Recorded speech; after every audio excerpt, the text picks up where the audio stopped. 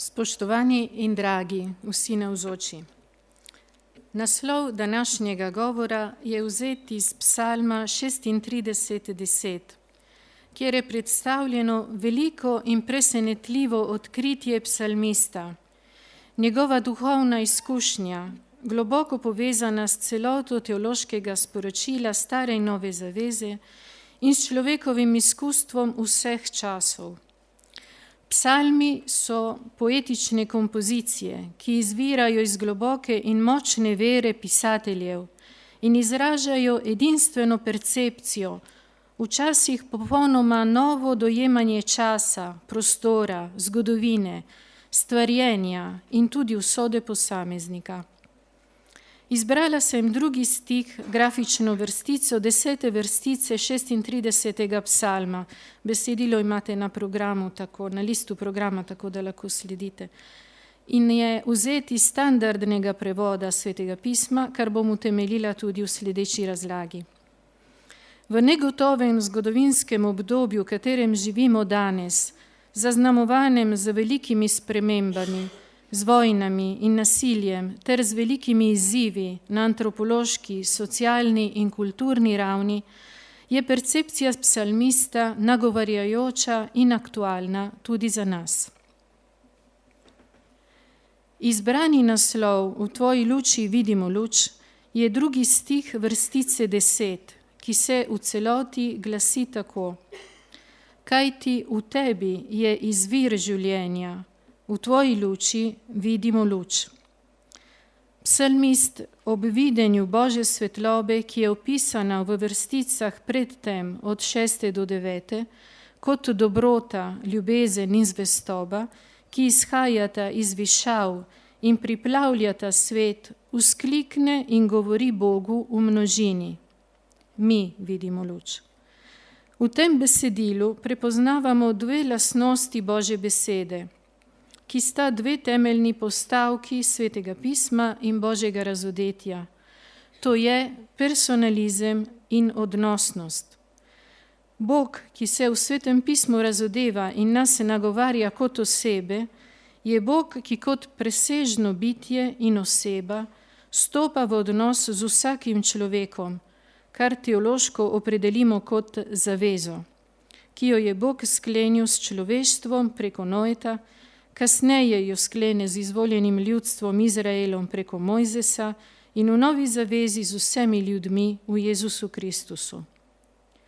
Molivec po poglobljenem premisleku o dogajanju v svetu, pogosto nerazumljivem, polnem ugank, uporablja zelo bogate in lepe izraze, da bi bralcu približal svoje odkritje. V prvem delu vrstice, ki se povezuje s predhodnim odlomkom psalma, pisatelj izrazi, da je izvir življenja v Bogu in pri tem uporablja prosojne snovi kot metaforo življenja. Najprej je to voda. Izvir življenja je v Bogu. Voda, ki žubori iz svojega izvira. Odkritje ni predstavljeno kot individualno ali razumsko razsvetljenje, temveč kot spoznanje, ki ga psalmist deli z bralcem in ga je sam prejel v odnosu z Bogom, ki ga nagovarja v drugi osebi, ti, kot presenetljivo in lepo prosojno resnico. Beseda izvir. Torej, izvir, ta beseda, v hebrejščini je to mekor. Mekor. In je ena zanimiva stvar, ki bi rada vam približala. Beseda izvir vsebuje besedo luč. Or. To. Psalmist v naslednjem stihu,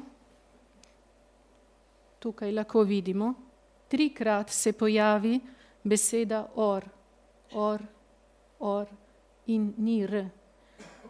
Je kot da psalmist potegne ven iz besede izvir, ki pomeni voda, beseda luč. Torej, kot da luč je v izviru. S poetičnim izrazom psalmist nakaže, da je v Bogu izvir vode, ki predstavlja življenje in luč. Gre za simbolno izražanje bistva življenja. Drugi stih, ki je zgrajen s pomočjo paralelizma, poglablja in ilustrira posledice tega, kar je bilo rečeno v prvem stihu. V hebrejskem stiku v tvoji luči vidimo luč, to je prevod iz standardnega svetega pisma, izdaje. Ali lahko prevedemo tudi bomo videli luč, oba prevoda sta možna, sama sem izbrala prvega iz standardnega prevoda. Najdemo torej 3-krat besedo luč, saj je v hebrejščini beseda luč vsebovana tudi v glagolu videti. In zdaj en korak naprej. Se pravi, to besedo ni re, mi vidimo, vsebuje videti že besedo luč. To. Alef, reš. Beseda or v hebrejščini je to, alef, reš. Tukaj pa reš, alef. Eno detajl, ki pa veliko nam pove, torej se pravi, v glagolu videti je beseda luč, ampak zrcalno. Zrcalno, se pravi v obratnem vrstnem redu. Beseda reš je alef, beseda or vsebuje črke alef in reš, v glagolu videti imamo pa obratni vrstni red. Ta pojav, zrcalni pojav, torej kot da mi vidimo luč zrcalno, se pravi, da prosojnost, avtor skuša nam približati, kaj prosojnost je. Ta poseben pojav v poeziji imenujemo zvočna prosojnost in je posebno zanimiv, ker smo v besedilu mi, bralci in poslušalci, vključeni v videnje psalmista in sami postajamo prosojni. Torej, mi lahko vidimo luč, če sami postajamo del te luči. Pojav torej nakazuje, da Božja luč prešinja človeka. Luč, ki prihaja od Boga, od zgoraj, je luč, ki se razodeva in nas prešinja tako, da sami postajamo prosojni, svetli, sposobni videti resnico, ki je v Bogu in je Bog sam. V eni sami vrstici psalmist posreduje bogato duhovno izkušnjo, ko se semantično polje videnja in semantično polje izvirske vode delno prekrivata. A vse to pride iz besede Boga, ki je svojemu služabniku to resnico razodel, kakor beremo v prvi vrstici. Sosledje torej med bogatimi podobami in simboliko vode luči v vrstici je takšno, da vse prvotno izvira iz izgovorjene besede Boga, stvarnika, ki z besedo daje življenje. Pri stvarjenju je Bog rekel, bodi luč, 1. Mojzesova knjiga, 1. poglavje, 3. vrstica. Prvenstvo Božje besede je v Svetem pismu zelo poudarjeno, že od stvarjenja dalje. Bog je luč, luč je življenje in je luč, ki se sliši in ne le vidi, oziroma prej sliši kot vidi.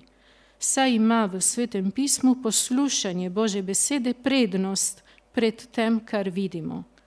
Torej, besedo vidimo, ker jo slišimo. Lepoto vrstice, ki v hebrejščini vsebuje večplastne metafore in svetla antropološka sporočila, še globlje dojamemo, če se za trenutek ustavimo pri literarnem kontekstu psalma 36. V grščini je to številčen kot psalm 35.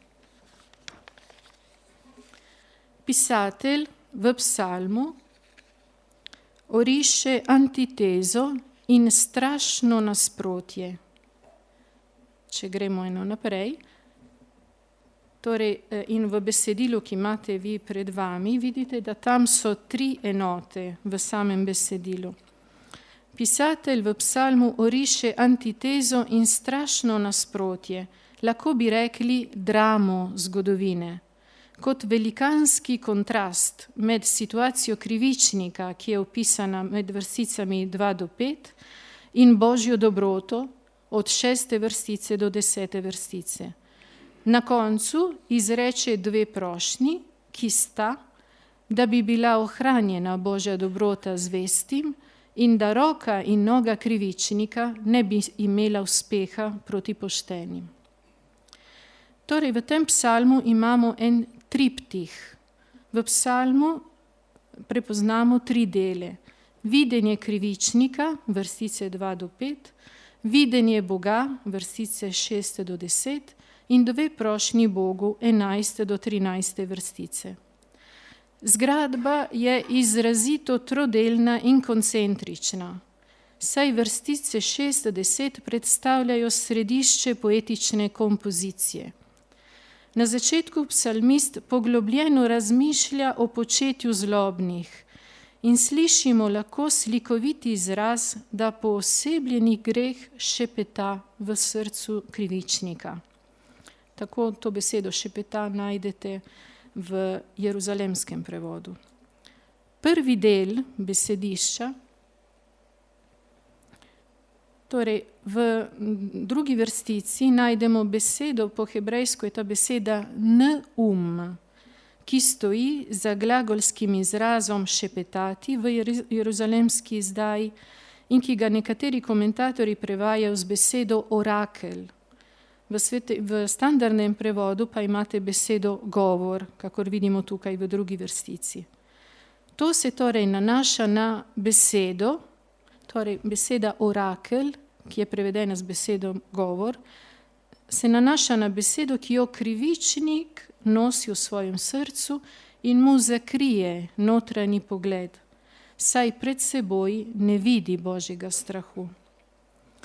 Zaradi besede orakel bi pričakovali, da gre za sporočilo preroka, orakel.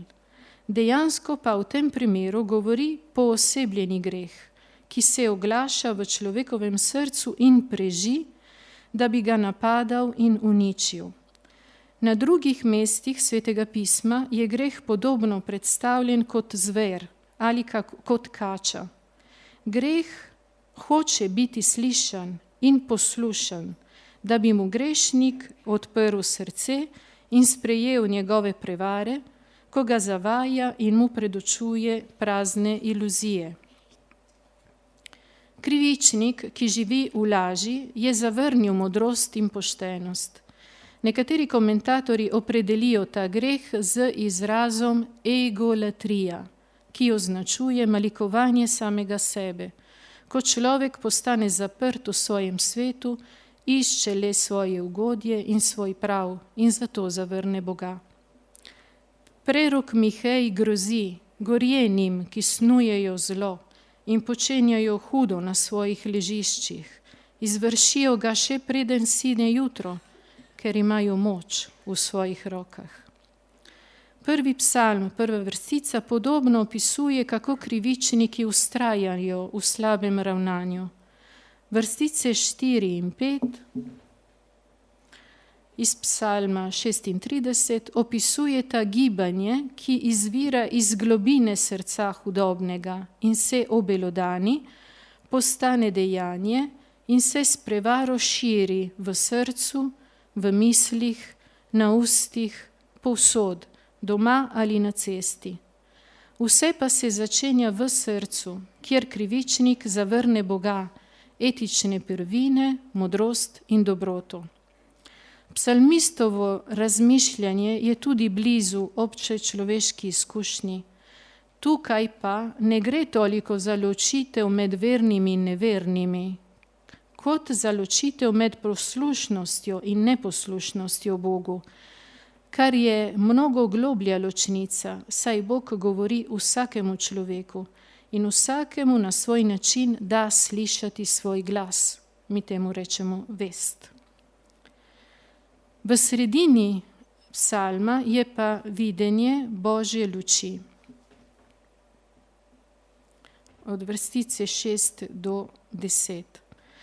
Psalmistovem premisleku o delovanju krivičnika v vrstici 6 do 9 sledi videnje Boga in soočamo se z Božjimi lastnostmi, dobroto, hesed, zvestobo, emuna, pravičnostjo, cedaka, sodbo, mišpat in z Božjim delovanjem, rešenje, dajanje darov, povezanih s templjem, zavetje, hrana, pijača.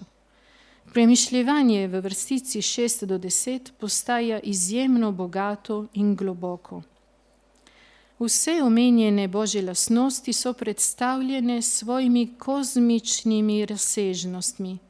Molivec jih opisuje z človeške perspektive od spodaj navzgor. Te Božje lastnosti, prej imenovane, in Božji darovi so visoki kot nebo, oblaki ali gorovje, so prostrani kot oceani. Pisatelj postavlja globoko in široko duhovno dimenzijo v prostor, ki postane simbol. Podobno kot beremo v pismu Efežanom, 3. poglavje, 18. vrstici, beremo o širokosti, dolgosti, visočini, globočini Kristusove ljubezni. Tako tukaj je opisana Božja dobrota s podobnimi izrazi. V 7. vrstici B pesnik uporablja izraze ljudje in živali, da bi v obliki merizma opisal vsa živa bitja, do katerih preživetja ima Bog sam posebno skrb.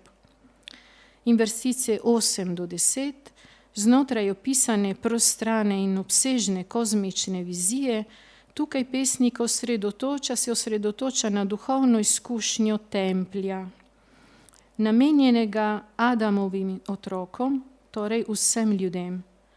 Božja bližina je tu opisana s prispodoboma zavetja. Človeški sinovi se zatekajo v senco tvojih peruti in obilja v nasprotju z lakoto.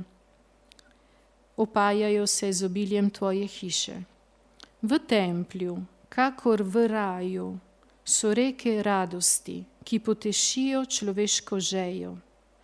V omenjeni enoti je tempelj upodobljen tako, da Božjo bližino predstavlja kot nekakšno vrnitev v izgubljeni prvotni raj.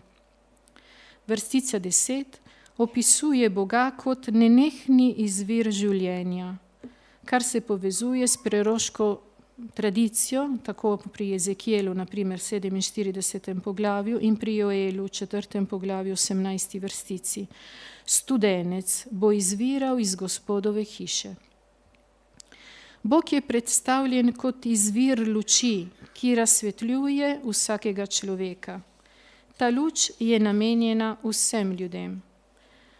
Pesnik v prispodobi opisuje tempeljski prostor kot zavetje, gostijo in obilje Božje hiše.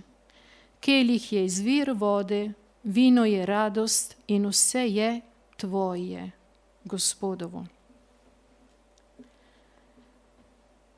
Vrstica 10 vsebuje glagol v množinski obliki in molivec je povezan s skupino, ki vzklikne: v tvoji luči vidimo luč. Glagol je v množini, subjekt glagola je torej skupina ljudi, zvestih Bogu. Torej, luč se vidi skupaj.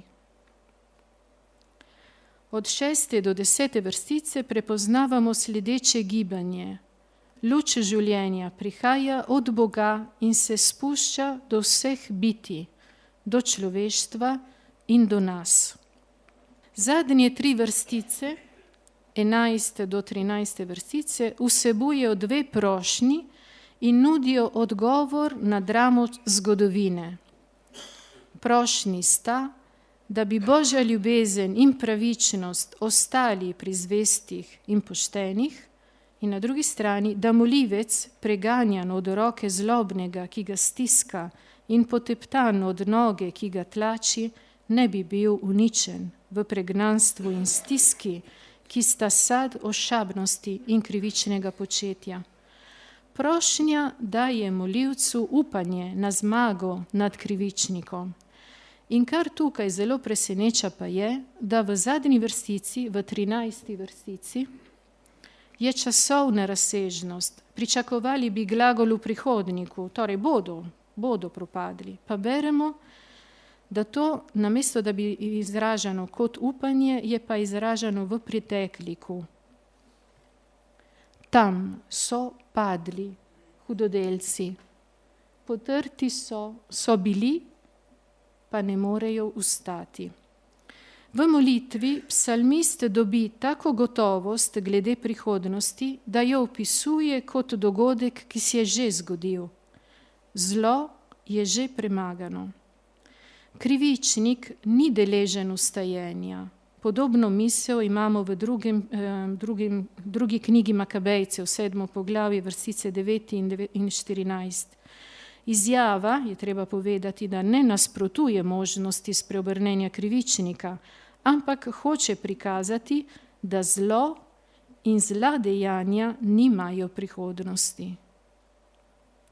Zanimivo je, da se psalm zaključi z glagolom, ki označi ustajenje. V hebrejščini je to kum. Se spomnimo iz Nove zaveze, talita kum, ne? Deklica reče, ti ustani. Torej, najdemo ta glagol, ampak v negativni obliki. Volo, jakelu, kum. Krivičniki niso mogli ustati. Če beremo vrstico 10, videnje Božje luči v širšem literarnem in teološkem kontekstu psalma, lahko prepoznamo, da psalmist opisuje dva tipa človeka, dve antropološki situaciji, ki sta v zgodovini vedno prepoznavni. Delovanje krivičnika, ki izvira iz njegove notranjosti in se izraža navzven, izvaja nasilje, snuje hudobije in je vklenjen v lastni interes. Na drugi strani ljudje, ki živijo iz luči. V osrednjem delu kompozicije psalmist riše veličastno videnje Boga. Videnje ima svoje središče v templju, v katerem je verni nasičen in odžejan od obilja Božjih darov. V tretjem delu, ob zaključku psalma, sledita dve uslišani prošnji molivca, torej gre za dvojno prošnjo. Zanimivo pa je, da psalm ne opiše direktnega spopada med krivičnimi in zvestimi luči, ampak daje gotovost, da bo početje prvih premagano, da bo propadlo, in pri tem uporablja slovnične oblike glagolov v perfektu, zanimivo glagol, s katerim je posredno rečeno, da ima to Božje delo trajne posledice. Podobno vsebino zasledimo na primer v Jozetovi knjigi pri zavzetju mesta Jerihe. Ko mestno obzidje pade, ne zato, ker se Izraelci bojujejo proti njegovim prebivalcem, temveč obzidje pade samo od sebe, ko Izraelci preprosto gredo 7-krat okoli obzidja in trobijo na rog, ki je liturgični inštrument. Sporočilo je jasno. Sovraštvo je poraženo zaradi Božjega posega.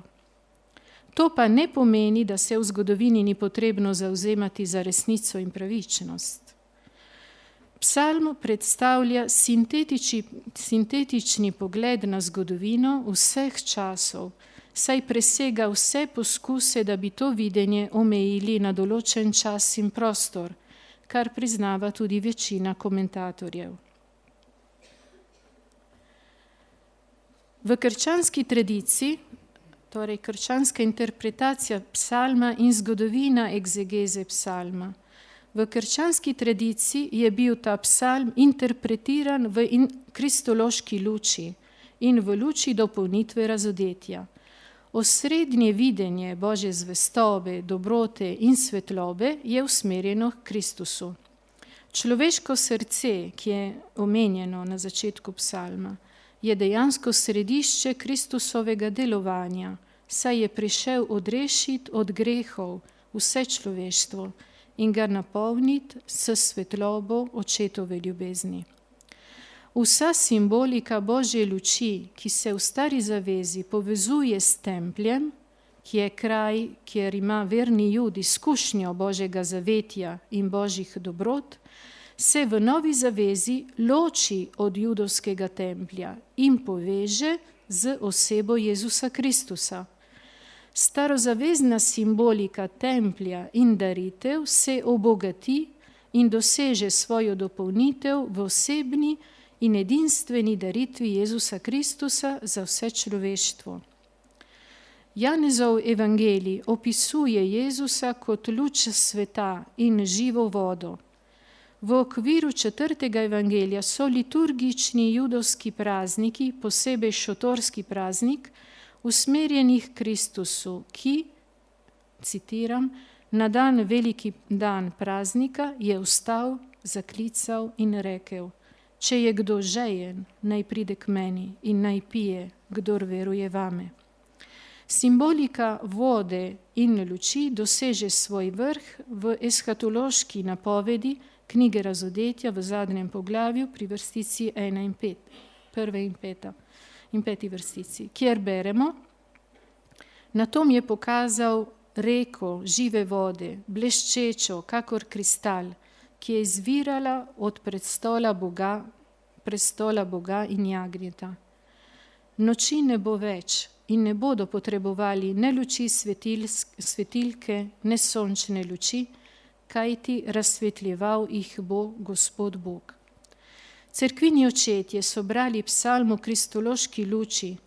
Ciril Aleksandrijski komentira 8. vrstico takole: v letih, ki je Jezus živel na zemlji, se je v toliki meri kopičilo Božje usmiljenje, da so vsi ljudje zdaj pod njegovimi perutmi. Za svetega Hieronima je senca peruti križ. Gregorij Nacijanški pa komentira vrstico 10: v luči svetega duha vidimo in oznanjamo luč, ki je Kristus, ki izhaja iz luči in je Oče.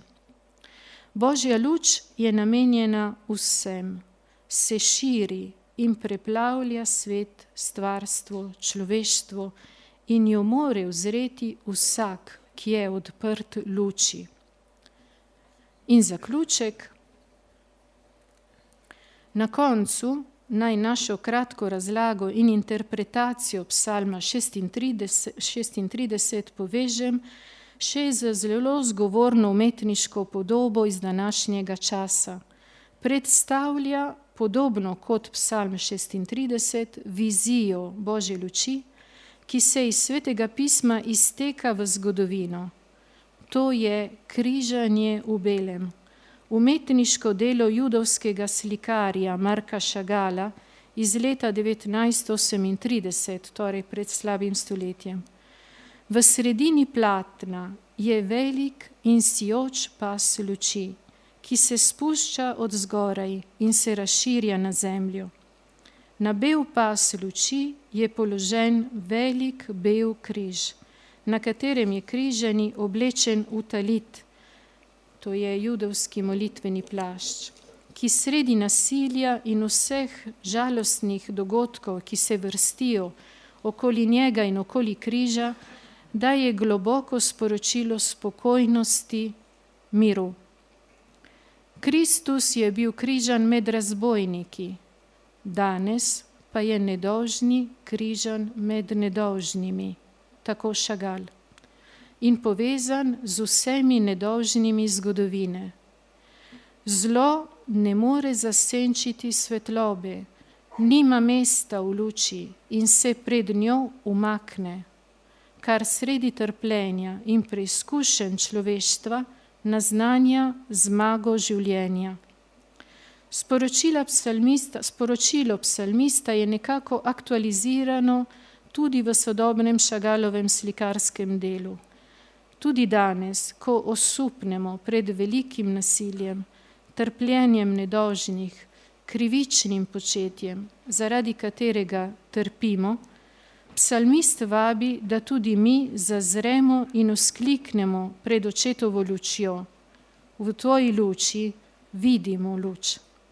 Sedanje trpljenje je preobraženo v svetlobo, ki sije iz svetega pisma in iz učlovečene Božje besede, da bi prešinjala tudi naše življenje, saj je zlo v Kristusu premagano. Tudi danes glejmo luč in se ji pustimo voditi. Naše razmišljanje bomo sedaj sklenili v tišini. In sicer ob govorici slikovne umetnosti bomo prisluhnili glasu podob in barv melodije.